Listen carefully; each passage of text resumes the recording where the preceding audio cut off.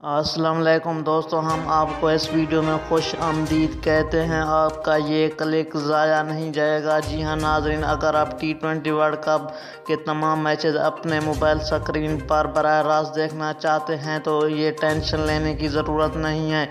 जी हाँ, मैं आपको सिंपल स्टेप्स बताता जाऊंगा। आपने वैसे ही करना है। सबसे पहले आपने प्ले स्टोर में जाना है। वहां पर सर्च टैब में टाइप करना है दराज ऐप सर्च करने के बाद उसे इंस्टॉल कर लेना है अपने मोबाइल पे। और इंस्टॉल करने के बाद आप फ्री फुल HD लाइव मुकाबला फ्री ऑफ कॉस्ट वो भी अपने मोबाइल पर देख सकते हैं।